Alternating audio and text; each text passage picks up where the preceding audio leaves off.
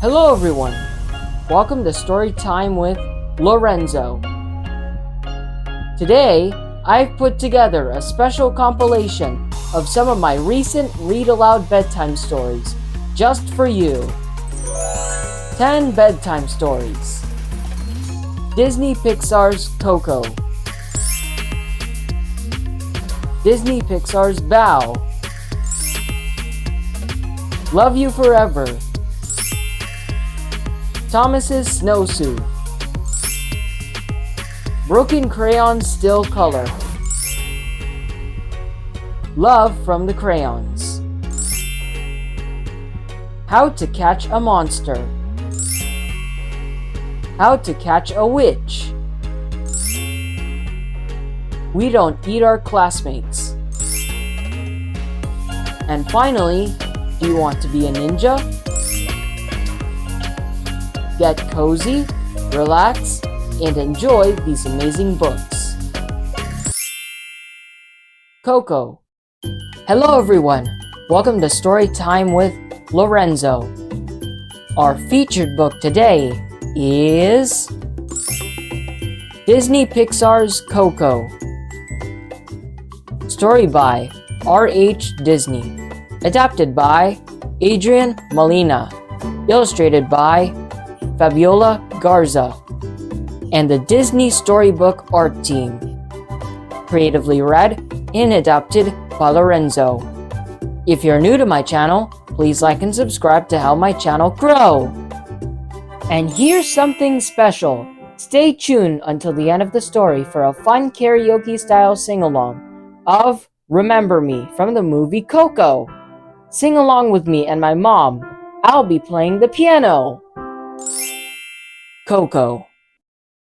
In the small town of Santa Cecilia, there lived a boy named Miguel Rivera. His house was full of family, including his great-grandmother, Mama Coco. Every year, on Dia de los Muertos, the Day of the Dead, his family shared the memories of relatives who had passed on. Miguel's abuelita would tell the story of his great-great-grandmother, Mama Imelda, whose heart had been broken by her musician husband.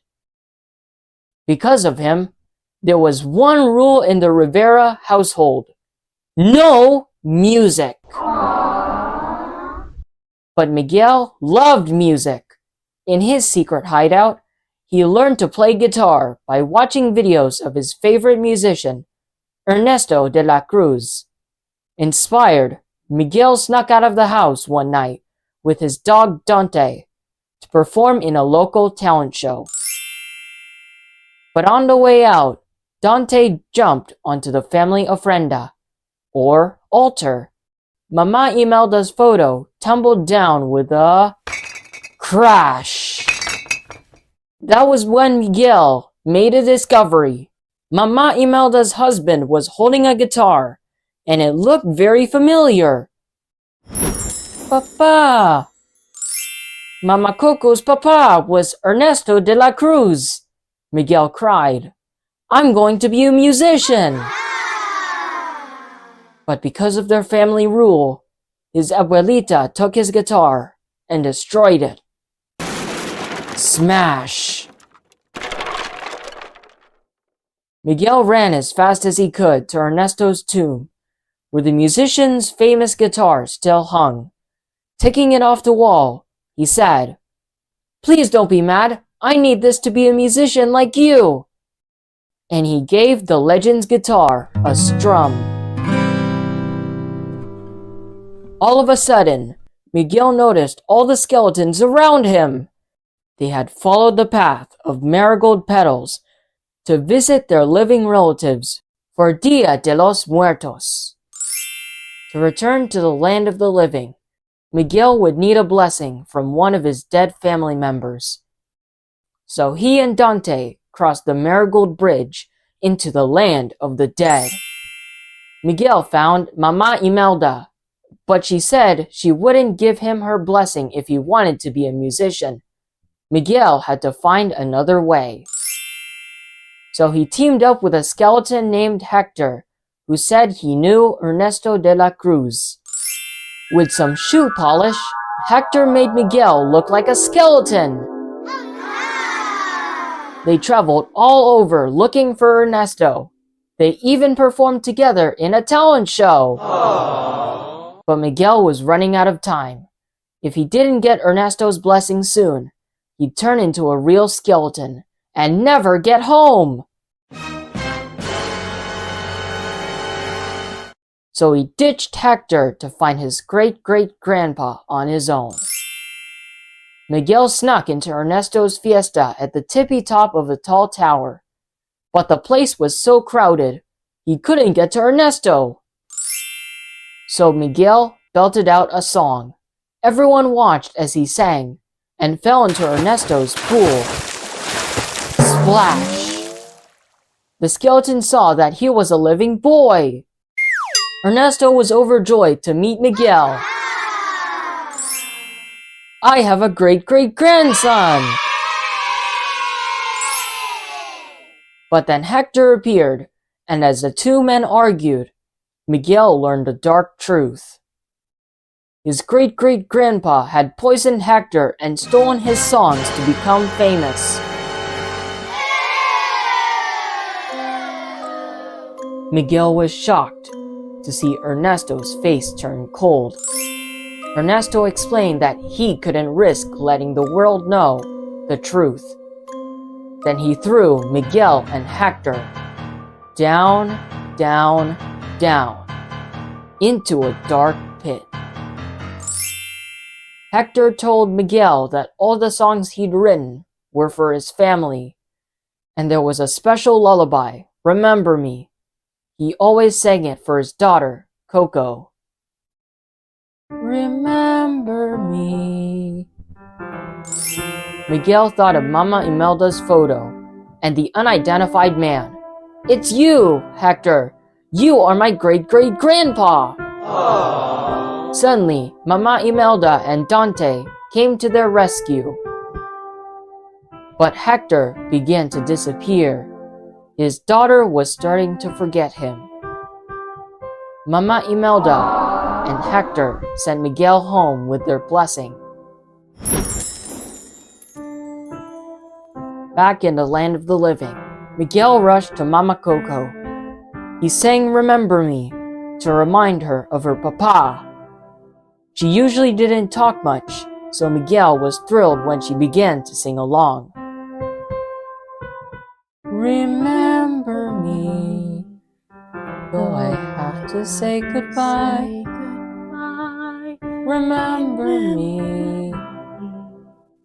Don't let it make you cry. Mama Coco kept her papa's memory alive by sharing stories of him with her relatives. At last, the Riveras realized that music could bring them closer together. And now, Miguel knew he could follow his dream and become a musician with his family's support.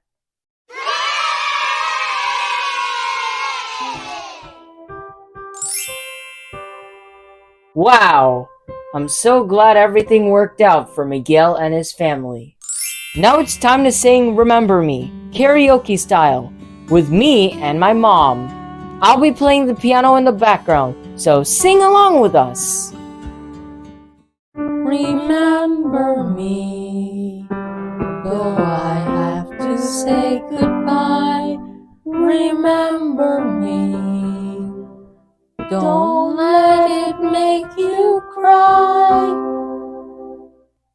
For even if I'm far away, I hold you in my heart. I sing a secret song to you each night we are apart. Remember me, though I have to travel far. Remember me. Each time you hear a sad guitar, know that I'm with you the only way that I can be.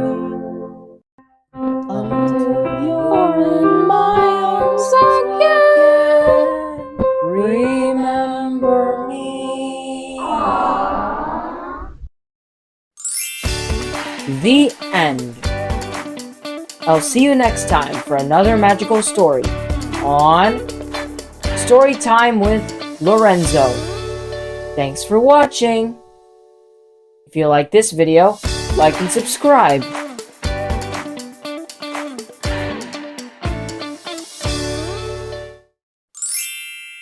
Bao.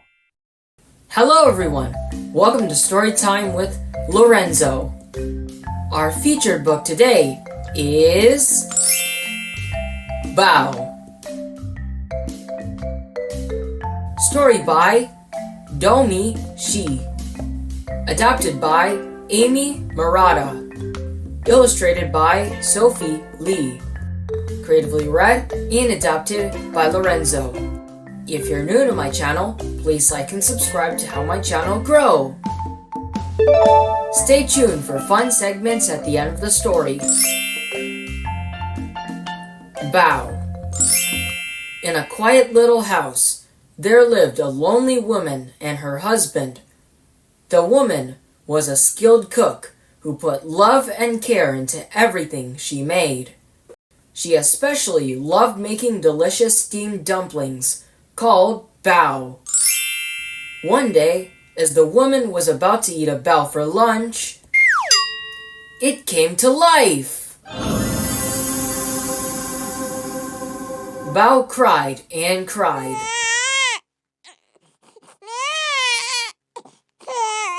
Suddenly, with a pop, he grew legs. Pop! He grew arms and a body. Bao was the cutest thing the woman had ever seen. She decided to love and care for him as though she were his mother.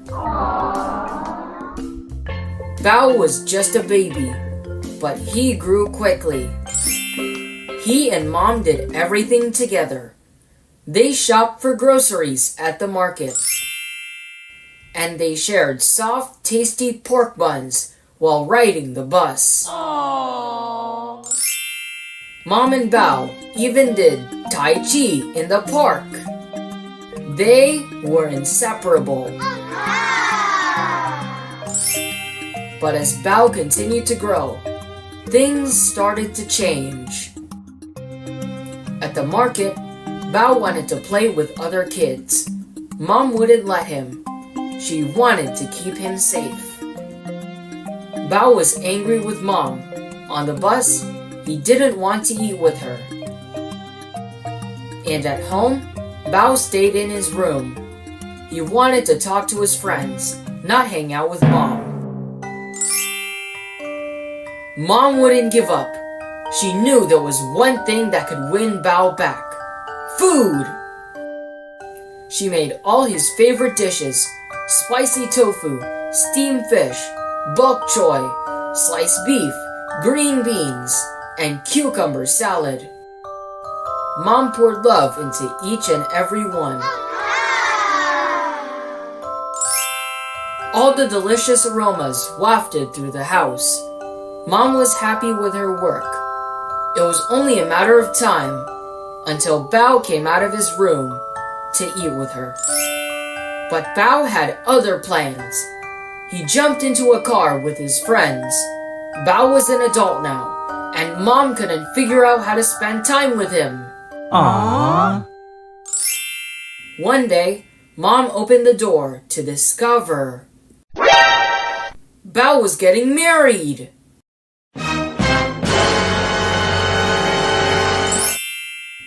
Bao was ready to move out of the house. He packed his suitcase and said goodbye to Mom. She didn't want him to leave. She begged, pleaded, and pulled. Nothing would get him to stay. Mom was at her wit's end, angry and frustrated. She popped Bao into her mouth and gulp! When she realized what she had done, she cried and cried.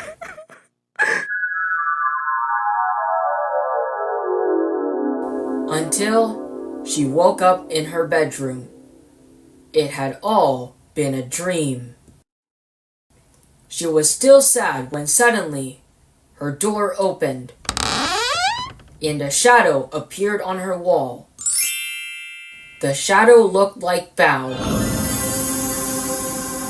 but it was her real son.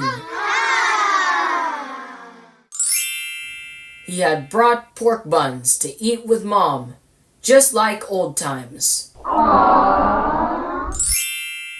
As they sat together, they knew they would always share a love for each other and for Bao.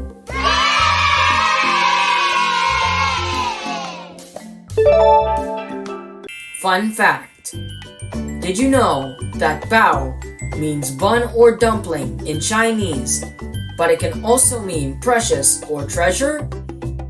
This makes the name of the story extra special because Bao is not just a dumpling. It represents a mother's precious love for her child. Aww. Lesson of the story: Bao teaches us about love, family, and letting go. Parents cherish their children and want to keep them close. But as kids grow, they need to find their own path. Even though change can be difficult, a child's love for their parents will always be there. Just like a parent's love never fades, no matter the distance. Knowledge check.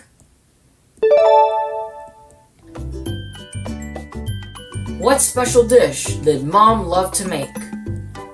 Noodles, dumplings, sushi, or rice balls? The answer is dumplings or Bao. What did Bao do when he first came to life? Started dancing, cried and cried, ran outside, or ate all the food? The answer is cried and cried. Why did Mom not let Bao play with other kids at the market? She wanted to keep him safe. She didn't like other kids. Bao didn't want to play. She was too busy shopping. The answer is she wanted to keep him safe. How did Mom try to win Bao back when he started drifting away? She took him on a trip. She cooked all his favorite dishes. She bought him new clothes. Or she made him stay home. The answer is she cooked all his favorite dishes. What was the big surprise at the end of the story? Bao moved back home. Mom woke up and realized it was all a dream. Bao decided not to get married. Or Mom made a new Bao that came to life. The answer is Mom woke up and realized it was all a dream. How did you do? Did you get all the answers right? Great job!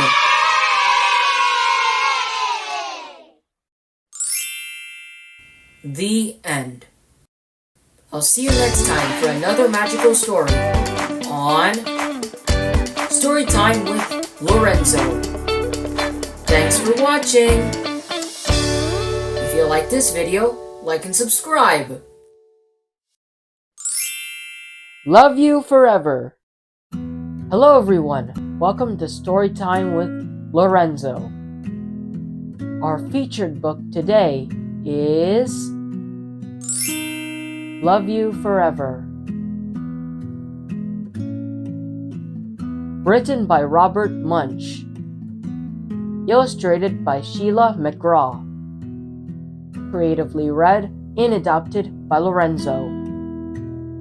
If you're new to my channel, please like and subscribe to help my channel grow. This heartwarming story follows a little boy as he grows through the stages of childhood and becomes a man. It shows the special love between a parent and child, a love that lasts across generations. Love You Forever is a timeless favorite that both children and adults will enjoy over and over again. And here's something special. In this video, you'll hear my mom sing the mother's song at different parts of the story, and I will join her later in the story too. Stay tuned to enjoy it. A mother held her new baby and very slowly rocked him back and forth, back and forth, back and forth. And while she held him, she sang, "I'll love you forever, I'll like you for always, as long as I'm living, my baby you'll be." The baby grew. He grew, and he grew, and he grew. He grew until he was 2 years old, and he ran all around the house. He pulled all the books off the shelves. He pulled all the food out of the refrigerator, and he took his mother's watch and flushed it down the toilet. Sometimes his mother would say, "This kid is driving me crazy." But at nighttime, when that 2-year-old was quiet, she opened the door to his room, crawled across the floor, looked up over the side of his bed. And if he was really asleep, she picked him up and rocked him back and forth, back and forth, back and forth. While she rocked him, she sang, "I'll love you forever, I'll like you for always, as long as I'm living, my baby you'll be."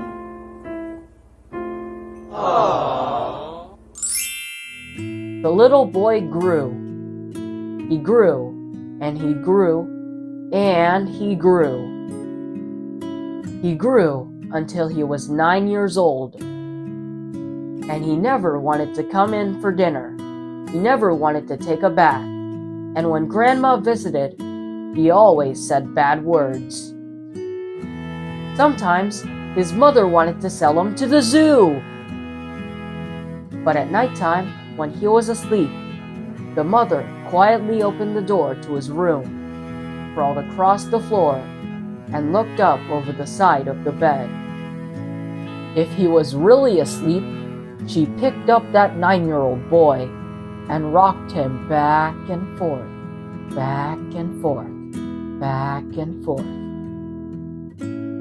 And while she rocked him, she sang, "I'll love you forever, I'll like you for always, as long as I'm living, my baby you'll be."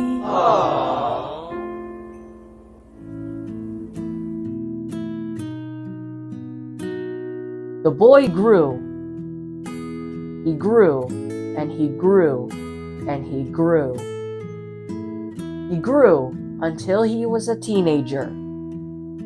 He had strange friends, and he wore strange clothes, and he listened to strange music. Sometimes his mother felt like she was in a zoo. But at nighttime, when that teenager was asleep, the mother opened the door to his room, crawled across the floor, and looked up over the side of the bed. If he really was asleep, she picked up that great big boy and rocked him back and forth, back and forth, back and forth. While she rocked him, she sang, "I'll love you forever, I'll like you for always, as long as I'm living, my baby you'll be."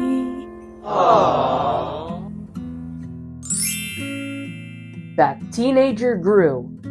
He grew, and he grew, and he grew. He grew until he was a grown-up man. He left home and got a house across town. But sometimes on dark nights, the mother got into her car and drove across town. If all the lights in her son's house were out, she opened his bedroom window, crawled across the floor, and looked up over the side of his bed. If that great big man was really asleep, she picked him up and rocked him back and forth, back and forth, back and forth. And while she rocked him, she sang, I'll love you forever. I'll like you for always. As long as I'm living, my baby you'll be. Well, that mother, she got older. She got older and older and older. One day, she called up her son and said, "You'd better come see me because I'm very old and sick." So her son came to see her. When he came in the door, she tried to sing the song. She sang, I'll love you forever. I'll like you for always. but she couldn't finish because she was too old and sick.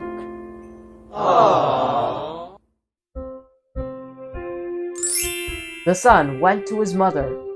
He picked her up and rocked her back and forth, back and forth, back and forth. And he sang this song. I love you forever. I'll like you for always. As long as I'm living, my mommy you'll be.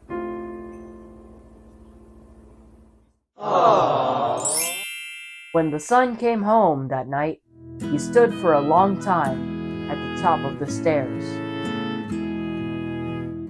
Then he went into the room where his very new baby daughter was sleeping. He picked her up in his arms and very slowly rocked her back and forth, back and forth, back and forth. And while he rocked her, he sang, I love you forever. I'll like you for always. As long as I'm living, my baby you'll be. I love you forever. I'll like you for always. As long as I'm living, my baby you'll be. Wow, isn't this story just so touching? It reminds us of how powerful and unconditional a parent's love can be and how it lasts a lifetime. The end. I'll see you next time for another magical story on Storytime with Lorenzo. Thanks for watching. If you like this video, like and subscribe.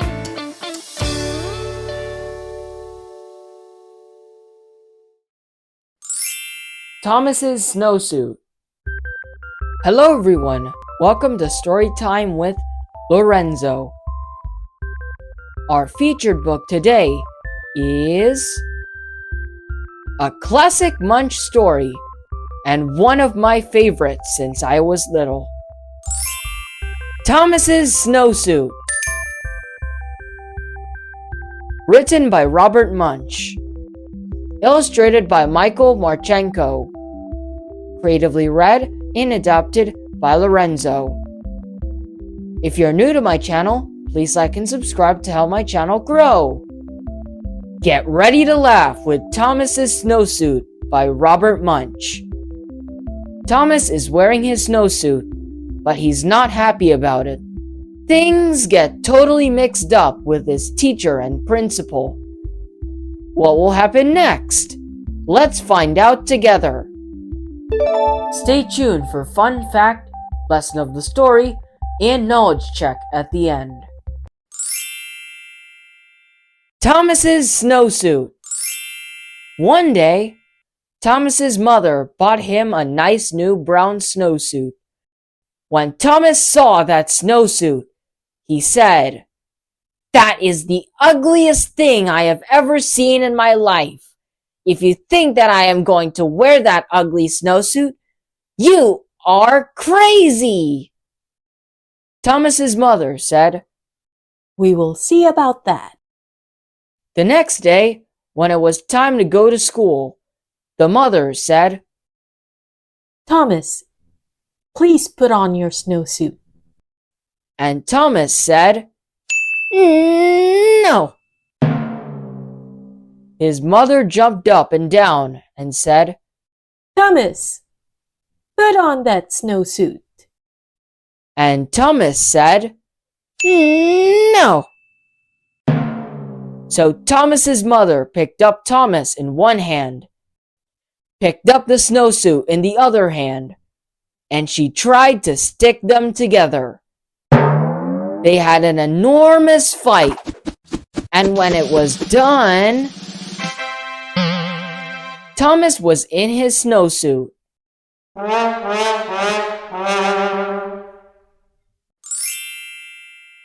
Thomas went off to school and hung up his snowsuit. When it was time to go outside, all the other kids jumped into their snowsuits and ran out the door, but not Thomas. The teacher looked at Thomas and said, "Thomas, please put on your snowsuit." Thomas said, "No." The teacher jumped up and down and said, "Thomas, put on that snowsuit." And Thomas said, "No." So the teacher picked up Thomas in one hand, picked up the snowsuit in the other hand, and she tried to stick them together. They had an enormous fight, and when they were done, the teacher was wearing Thomas's snowsuit, and Thomas was wearing the teacher's dress. When the teacher saw what she was wearing, she picked up Thomas in one hand and tried to get him back into his snowsuit. They had an enormous fight.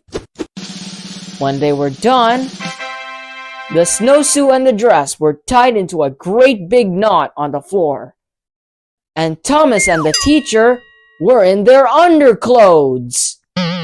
Just then, the door opened, and in walked the principal.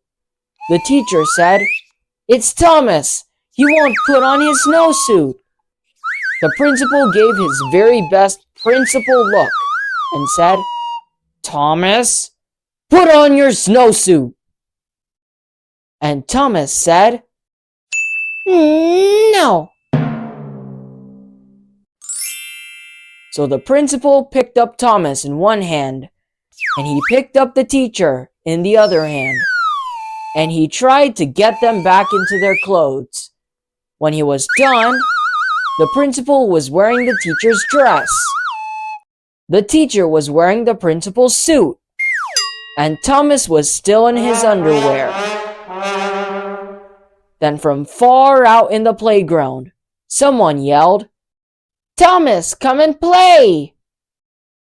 Thomas ran across the room, jumped into his snowsuit, got his boots on in 2 seconds, and ran out the door. The principal looked at the teacher and said, "Hey, you have on my suit! Take it off right now!" The teacher said, "Oh no, you have on my dress! You take off my dress first!" Well, they argued, and argued, and argued, but neither one wanted to change first. Finally, Thomas came in from recess. He looked at the principal, and he looked at the teacher. Thomas picked up the principal in one hand. He picked up the teacher in the other hand. They had an enormous fight, and Thomas got everybody back into their clothes.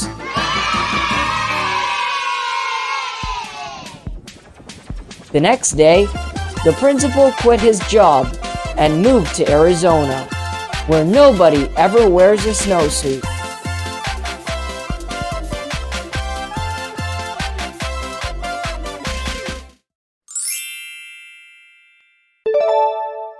Fun fact: did you know that there are many winter clothes designed to keep you warm in the cold?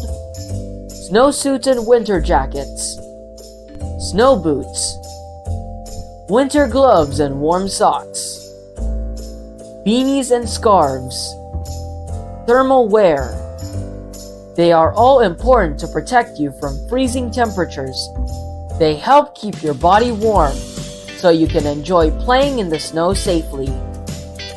Are you ready now to play outside in the snow? Lesson of the story. Sometimes we don't want to wear what grown-ups tell us, but snowsuits help protect us from the cold. Thomas learned that being open-minded and listening to parents, teachers, and other adults at school is important. They are there to help and guide us while we figure things out on our own. Knowledge check.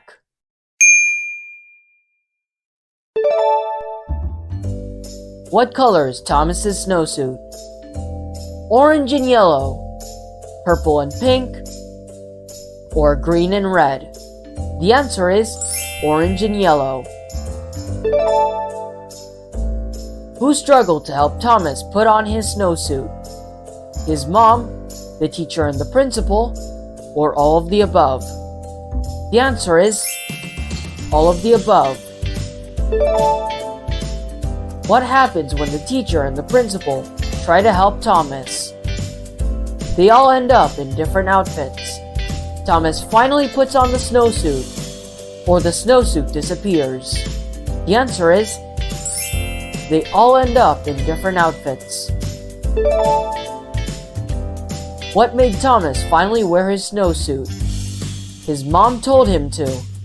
The kids invited him to play outside. Or the principal made a new rule. The answer is the kids invited him to play outside. Where did the principal move so he wouldn't have to wear winter clothes? Alaska, Antarctica, or Arizona? The answer is Arizona. How did you do? Did you get all the answers right? Great job!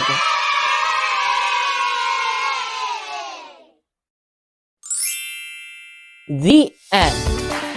Please subscribe as I will be posting more classic Robert Munsch books in my upcoming videos. I'll see you next time for another magical story on Storytime with Lorenzo. Thanks for watching. If you like this video, like and subscribe. Broken Crayons Still Color. Hello everyone, welcome to Storytime with Lorenzo. Our featured book today is Broken Crayons Still Color. Written by Tony Collier. Pictures by Natalie Basilica. Creatively read and adapted by Lorenzo. If you're new to my channel, please like and subscribe to help my channel grow. Stay tuned for a fun game at the end of the story. Today's story reminds us that even when things feel a little broken or messy, we can still create something beautiful. Even broken crayons still color, so never give up, little one. And here's a special verse that reminds us we're never alone. even in tough times. So do not fear, for I am with you. Do not be dismayed, for I am your God. I will strengthen you and help you. I will uphold you with my righteous right hand. Isaiah 41, verse 10. NIV. Now let's begin our story. Broken Crayon Still Color. Avery loved coloring. She didn't have many crayons, but yellow flamingos and green unicorns were more fun anyway. Then one day, she got a new crayon box with tons of colors. Turquoise, like the new nursery. Violet red, like her new shoes. And cadet blue, like her new house. Tomorrow, Avery would bring her new crayons in her new backpack to her new school. Suddenly, she felt flippy and fizzy and fluttery inside. When Mom called her for dinner, Avery didn't feel like eating. "Would you like to say a prayer before your big day?" Dad asked. "No," Avery whispered. "I'm too scared." "You can do hard things," Dad squeezed her, "even when you're scared." Later, Avery wanted to draw her first day of school outfit, but that's not what she drew. Then she tried to draw the school playground, but that's not what she drew either. Avery doodled and dotted and dashed until... crack! The crayon broke in half. Avery grabbed another, but it broke too. Crack! She grabbed another, and another. Crack! Crack! Avery tried to shove the pieces into the box, but that's not what happened. Rip!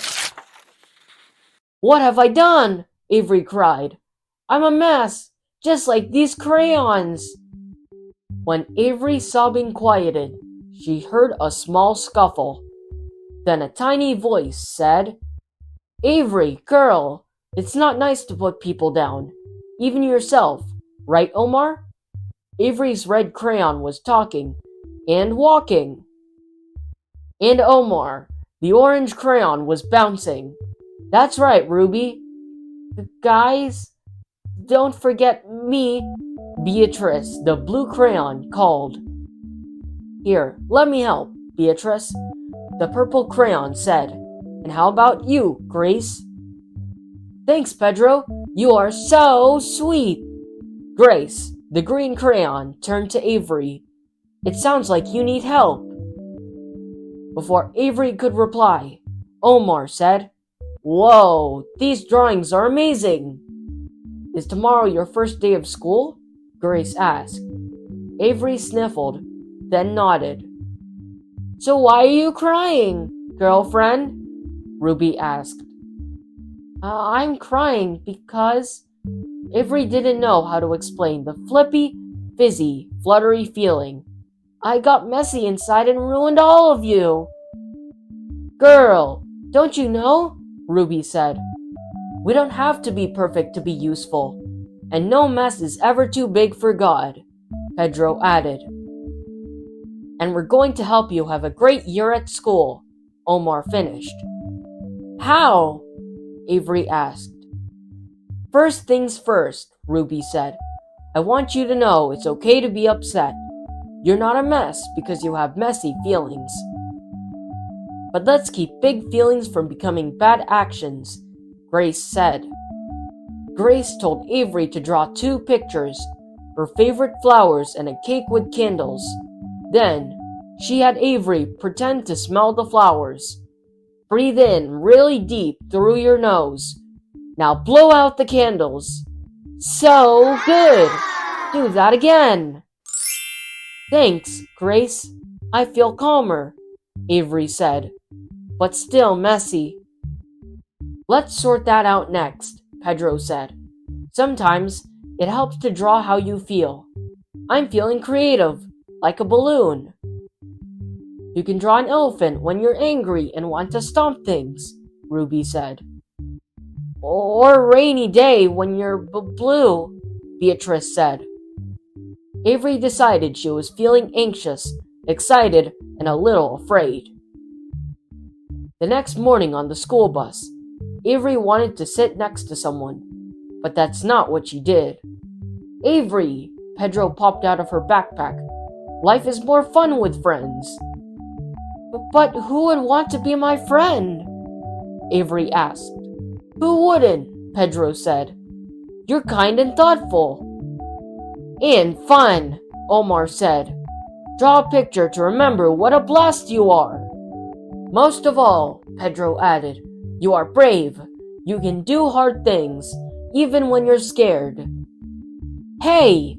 Avery's dad said that to her all the time. Avery decided she was brave enough to make a new friend, and she knew just how to do it. Outside school, Avery walked up to the girl from the bus. Her chest thumped, thumped, thumped, but she said, "Hi, I'm Avery. I drew this for you." "Wow, thanks," the girl replied. "I'm Jillian." Avery and Jillian hoped to sit together in class. But that's not what happened. Avery started to sniffle again. "I'm sorry you're upset, Avery," Beatrice said. "Instead of thinking about sad things, draw the things that make you happy. When you're feeling sad and blue, there are reasons to be grateful too." Avery drew, and drew, and drew. The rest of the week, Avery practiced the crayons lessons. She stopped to smell her flowers and blow the candles. She remembered she was smart and she could do hard things. She said thank you for a rainbow, a helping hand, and a box of broken crayons. On Friday, Jillian gave Avery a surprise, a crayon box. Now, Avery felt flippy and fizzy and fluttery inside for a new reason. She was happy! Ruby, Omar, Beatrice, Pedro, and Grace had a new home, and it was as beautiful as they were. After school, Avery showed Mom her box and all her drawings. "Every time I got messy inside, I used my crayons. And even though they are broken, I made beautiful drawings." Mom smiled. "My life has been messy at times too," she said. "But I've learned that God can turn our messes into masterpieces." After all, Avery said, broken crayons still color. Did you know that colors can change how you feel? Or that when you're feeling sad, angry, happy, or something else, your feeling can have a color? It's true! This chart shows some of the feelings and colors that go together. Red, brave, angry, romantic, powerful, and bold. Purple, creative, artistic, spiritual, thoughtful, and sneaky. Blue, sad, safe, calm, quiet, and confident. Green, lucky, healthy, jealous, outdoorsy, and generous. Yellow, happy, curious, giggly, smart, and playful. Orange, adventurous, cheerful, excited, hopeful, and silly. When Avery breaks her new crayons in a moment of frustration, they begin to talk. The crayons teach her how to draw her big feelings and color her way to confidence. Avery discovers that, in God's hands, broken things can create beautiful masterpieces. Fun game. Alright, friends, now it's time for our Match the Color game. Look at the crayons on the left. Each one has a color. And on the right, there's a list of feelings. Find the feelings that match the color of the crayon. Ready? Let's go! Feel free to pause the video if you need more time.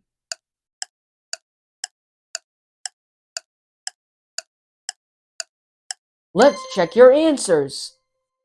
Red, brave. Blue, calm. Yellow, happy. Green, lucky. Orange, adventurous. Purple, creative. Did you get them all right? Well done! Remember, colors and feelings go hand in hand, and just like the crayons in today's story, every color and every feeling matters. The end. I'll see you next time for another magical story on Storytime with Lorenzo. Thanks for watching. If you like this video, like and subscribe. Love from the Crayons.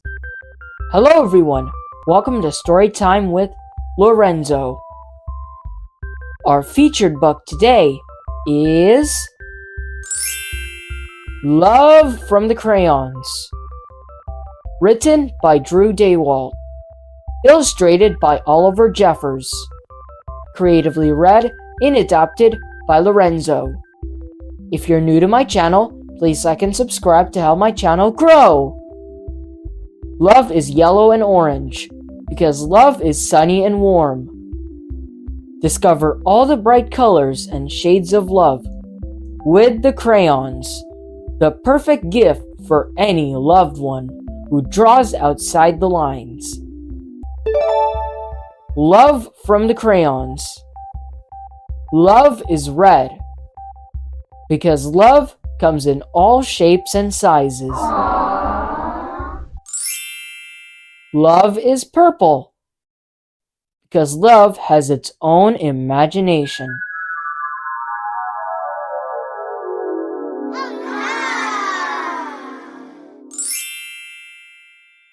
Love is brown, because love is sweet like chocolate. Aww.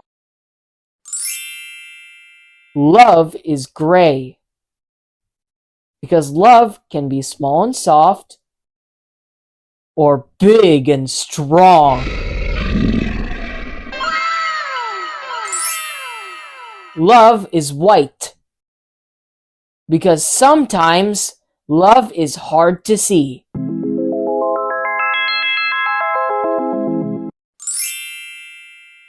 Love is green, because love is helpful.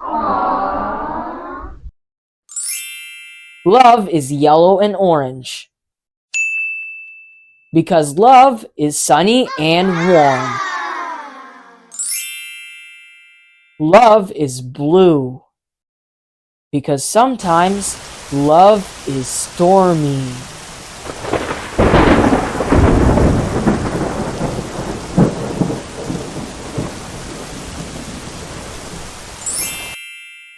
Love is pink, because love can be silly. Love is peach, because sometimes love can hide.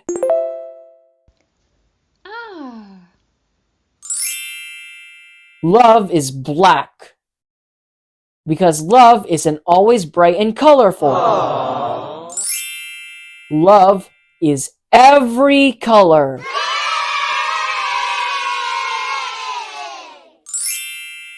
The end.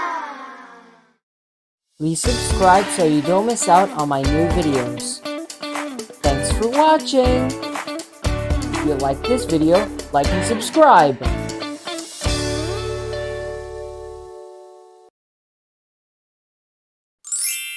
How to catch a monster. Hello everyone, welcome to Storytime with Lorenzo. Our featured book today is How to Catch a Monster. Written by Adam Wallace. Illustrated by Andy Elkerton. Creatively read and adapted by Lorenzo. If you're new to my channel, please like and subscribe to help my channel grow. Stay tuned for a fun game at the end of the video.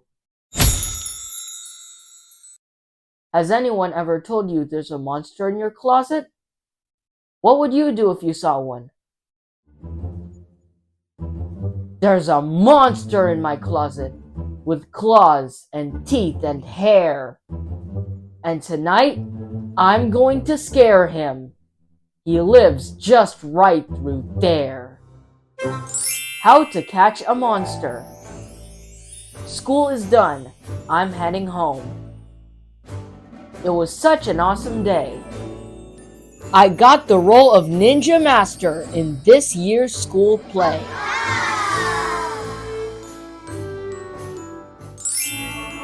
So now I'm feeling brave and strong, and full of courage too. But if I'm going to be a hero, then there's one thing left to do. See, there's a monster in my closet, with claws and teeth and hair. And tonight, I'm going to scare him. He lives just right through there. I spot my monster right away. He's practicing his roar. He almost scares me half to death. But I won't be scared anymore. I reach into my bag of tricks and pull out my first trap. I'll catch my monster right away. It'll be a snap.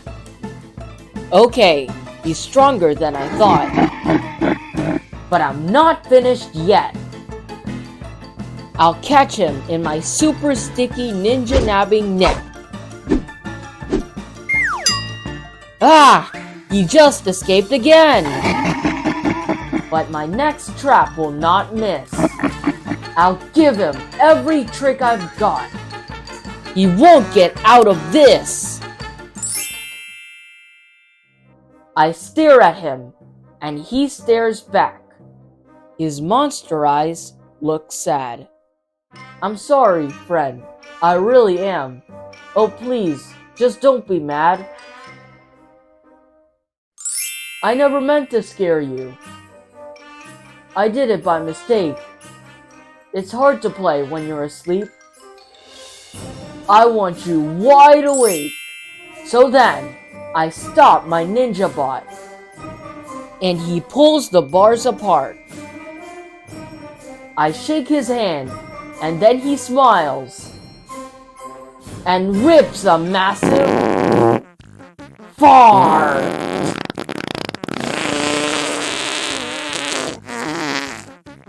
That's how we say hello, my friend. We do it all the time.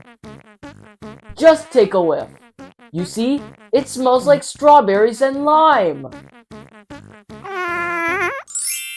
And then, he takes me to his house, which seems a little weird. He lets me meet his mom and dad. Is this the creature that I feared? We play for hours and have such fun, and eat volcano pie.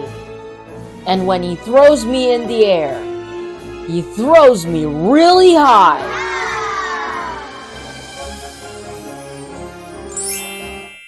Then at last, it's time for bed. He helps me brush my teeth, but he squeezes all my toothpaste out.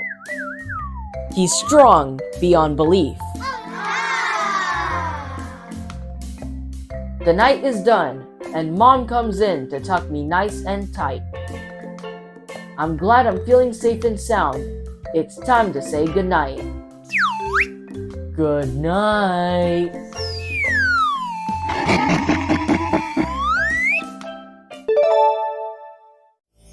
I love this book because it shows us that even the things we think are scary can turn out to be friendly and fun. Plus, the idea of becoming friends with a monster is a perfect reminder to be brave, even when we're scared. This story is funny, a little surprising, and makes us feel like real heroes. Fun game. It's time for our monster word mix-up challenge. I'll show you some words, but they're all jumbled up, and you have to figure out what they really say. Are you ready? Feel free to pause the video if you need extra time to guess. There's a hint with each word to help you out. There's a blank in my closet with claws, teeth, and hair.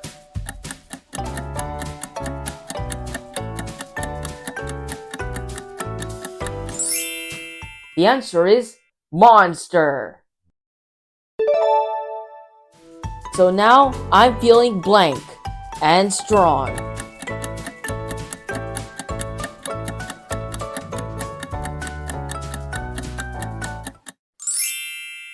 The answer is brave. I got the role of blank master.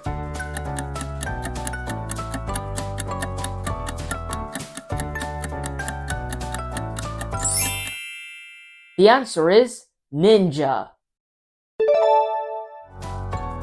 And tonight, I'm going to blank him.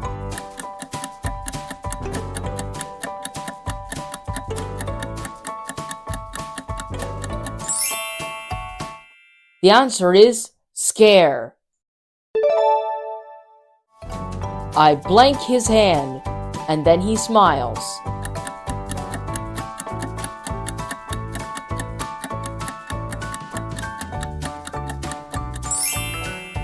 The answer is shake. How to blank a monster.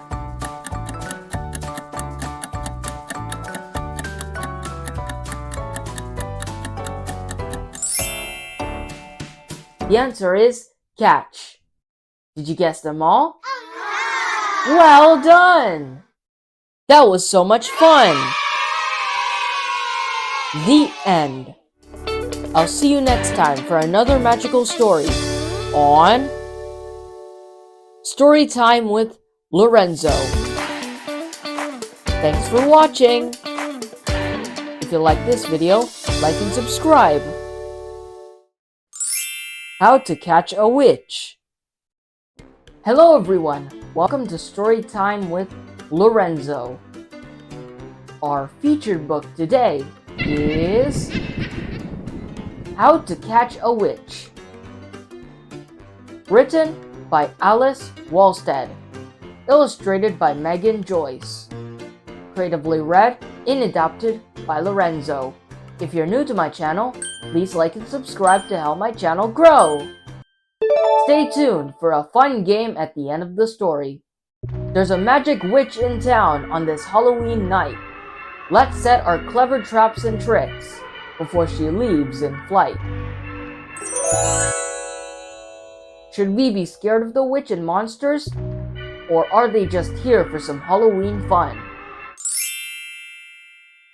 We happily dressed in our costumes with care, getting ready for trick-or-treat night. What we yet didn't know was who else had a plan for Halloween mischief to give us a fright. The pumpkins were carved and lit from within as we walked in the crisp autumn air. We started to notice ghosts, ghouls, and goblins popping up over here, there, and everywhere. But there aren't enough kids living in our town to account for this many creatures. Some of these beings just might be real. Take a look at all their weird features. Time to floss, bump, and boogie. Up very high was a witch in the sky. On her broom, she had invites to carry. With a wave of her wand, the music began. When dancing, the ghosts looked less scary. We figured out that the witch brought the creatures, so we set traps for a Halloween prize. We have to catch her to send all the ghouls back. It won't be easy, cause this witch is wise. 3. Broom bristling, stop here.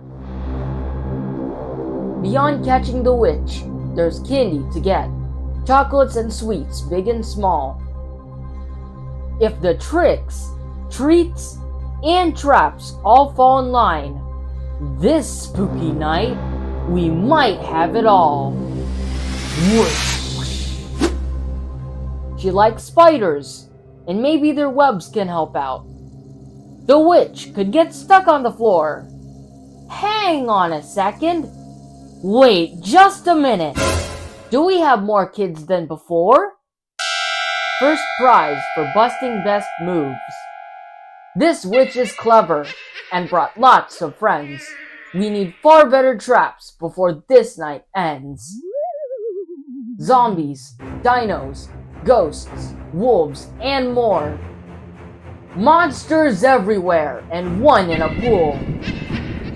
We can't catch them all in just one night. Better trap the witch before ghouls rule my school. This is getting serious. We're running out of time. Do witches even stop for roadblocks? Sure hope she falls for a tunnel of tricks. We need to return our dad's toolbox. The witch stops her boogie to come and explore, wondering what tricks are inside. She's wise to the trap and summons some help, sending a bat in first as her guide. We watched the boat to see when to start. She skipped the boat and just used her broom. Makes sense, we guess. Why wouldn't she fly? We had no idea that thing had such zoom! The dance party had hit the finale at last. Each dancing monster started to cheer. There's no doubt about it, we have to admit. This witch threw the party of the year! Then, just when we thought it was over, and all the goblins were with us forever, the witch opened a portal, and they left in a flash. As party hostess, she's welcome whenever. Happy Halloween! See you next year! I love this book because it turns spooky creatures into fun friends, and it reminds us that Halloween is all about creativity and having a good time. Fun game. Guess the character. Who flies through the night on her broom and casts spells? Can you guess who this is? A witch! This one floats around, saying boo! Who do you think this spooky friend is? A ghost! With a carved out face that lights up the night. Can you guess this Halloween favorite? A jack-o'-lantern! Bones from head to toe, rattling as it walks. Who could this be? A skeleton! Did you guess them all? Well done! That was so much fun! Happy Halloween, everyone! And I wonder, what character are you going to dress up as this Halloween? The end. I'll see you next time for another magical story on Storytime with Lorenzo. Thanks for watching. If you like this video, like and subscribe. We don't eat our classmates. Hello everyone. Welcome to Storytime with Lorenzo. I don't think so. No, no, no, no. I don't think so. Our featured book today is We Don't Eat Our Classmates by Ryan T. Higgins. Creatively read and adapted by Lorenzo. Please subscribe and help my channel grow. Stay tuned for lesson of the story, fun fact, and knowledge check at the end of the story. What do you think will happen if a T-Rex goes to school with human kids? No, no, no, no. I don't think so. No, no, no, no. We don't eat our classmates. Ever, ever gonna happen. Hey kids! You will never be eaten by a T-Rex. They are extinct. I promise. Penelope Rex was nervous. It's not every day a little T-Rex starts school. What are my classmates gonna be like? Will they be nice? How many teeth will they have? This was very important. Penelope's mom bought her a new backpack with ponies on it. Ponies were Penelope's favorite because ponies are delicious. Penelope's dad packed her a lunch of 300 tuna sandwiches and 1 apple juice. Finally, the big day came, and Penelope Rex was very surprised to find out that all of her classmates were children! Children!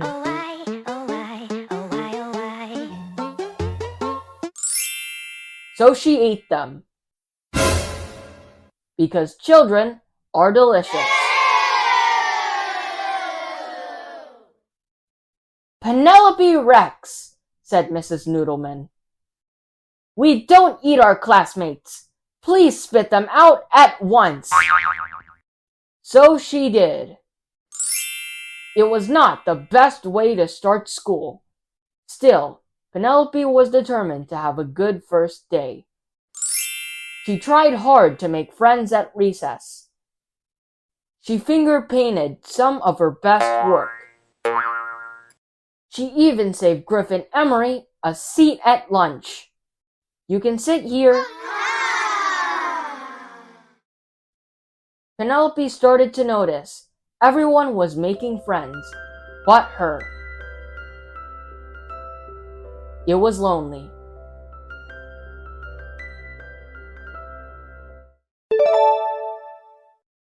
Why was Penelope sad after her first day of school? When she got home, her dad asked about her first day of school.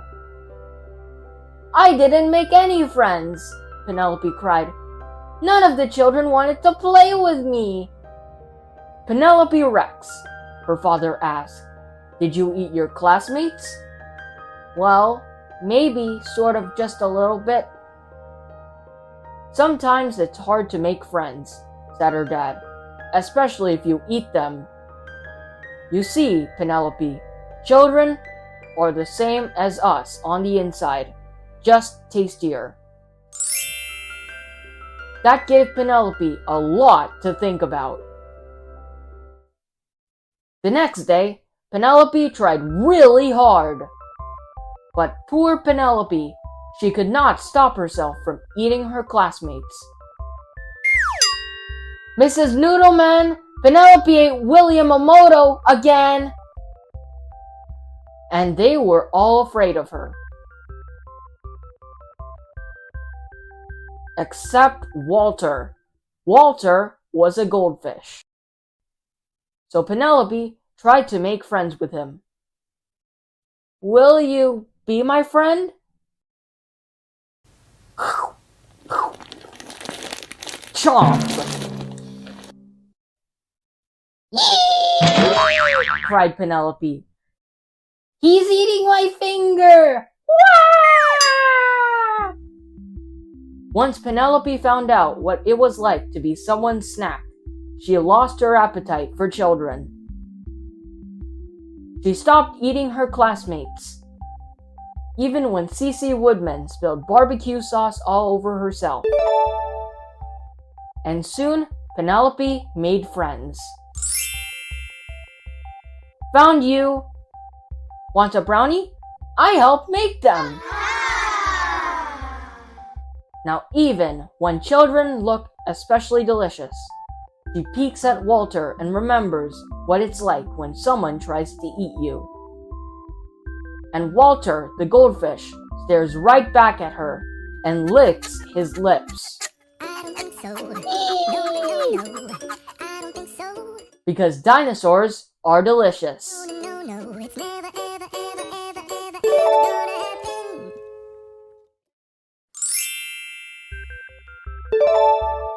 Lesson of the story.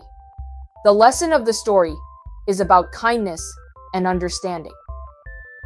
Penelope learned that to make friends, we need to treat others how we want to be treated. It also teaches us not to judge someone based on how they look and to give others, like Penelope, a second chance.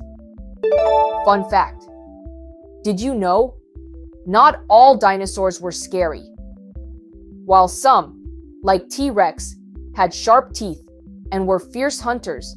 Many dinosaurs were friendly plant eaters, like Triceratops and Stegosaurus, who just loved munching on leaves. So, not all dinosaurs were mean. Some were gentle giants. Knowledge check.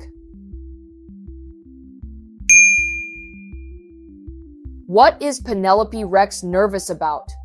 Her new backpack, meeting her new classmates, eating lunch, or riding the bus? The answer is meeting her new classmates. What does Penelope do when she meets her classmates? Gives them high fives, eats them, asks them to be her friends, or shares her lunch with them? The answer is eats them. Who is the only one not scared of Penelope? Mrs. Noodleman, Griffin Emery, Walter the Goldfish, or William Omoto? The answer is Walter the Goldfish. What happens when Penelope tries to make friends with Walter the Goldfish?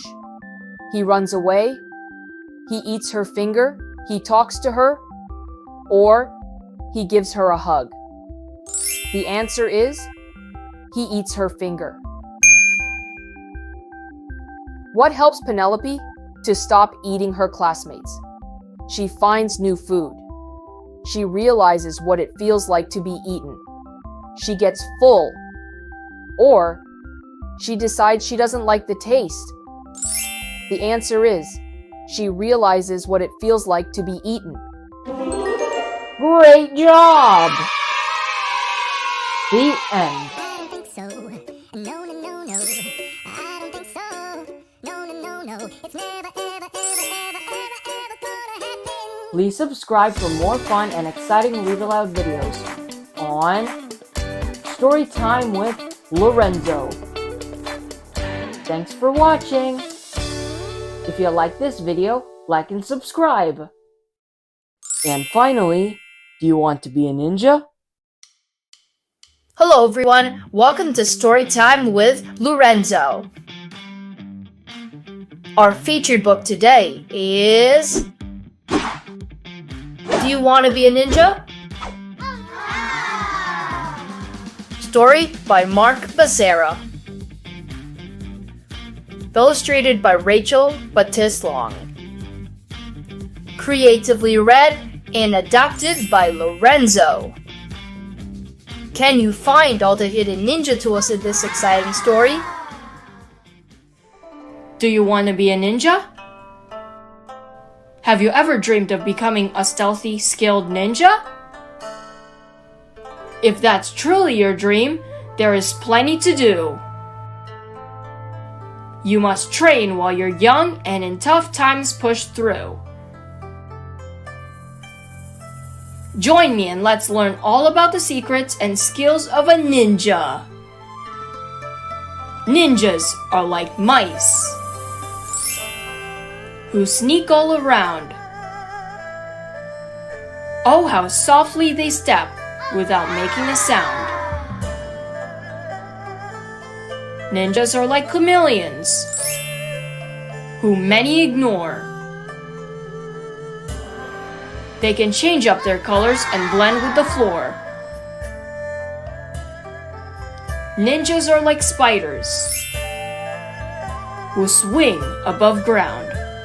With a single fine line, they can hang upside down. Ninjas are like frogs who leap onto walls with their suction-like feet. Oh, they simply can't fall. Ninjas are like squirrels who perch atop trees, safely hid, undetected, far and wide they can see. Ninjas are like lizards.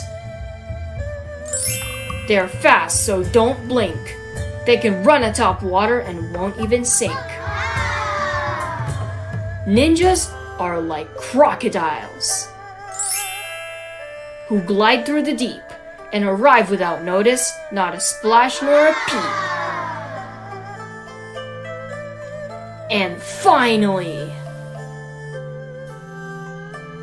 ninjas are like raccoons who thrive in the night. They can easily find food without need of a light. But if all that you want is to sport and to play, tie a shirt round your head any time of the day. How to become a ninja. Step 1. Get a lot of dark clothes. We like black. You'll need at least 2 shirts, one for our body and one for your head. Long sleeve shirts make better masks. Step 2. Put on all the clothes except the shirt you'll use for your mask. Step 3. Get the last shirt, mask, and pull it over your head, stopping above your ears and nose. Don't insert your arms or hands. Step 4. Reach behind your head and grab the bottom of your shirt mask. Pull it up and over the top of your head and stop right above your eyes. Step 5. Take the sleeves of your shirt mask and bring them behind your head and neck. Pull as tight as you want and tie them together. Make sure you can breathe. Step 6. Tuck in the bottom of your mask into the collar of the shirt you're wearing. Step 7. Now sneak around the house and look for snacks. Congratulations, you're a ninja! Can you find these hidden ninja tools? 1. Blowgun and darts. 2. Caltrops. 3. Hiding cloth. 4. Secret scroll. 5. Ninja sword. 6. Grappling hook. 7. Water shoe. 8. Reed snorkel. 9. Shuriken, ninja star. 10. Kunai, ninja knife. The end. Please subscribe for more fun videos on Storytime with Lorenzo. Thanks for watching! If you like this video, like and subscribe.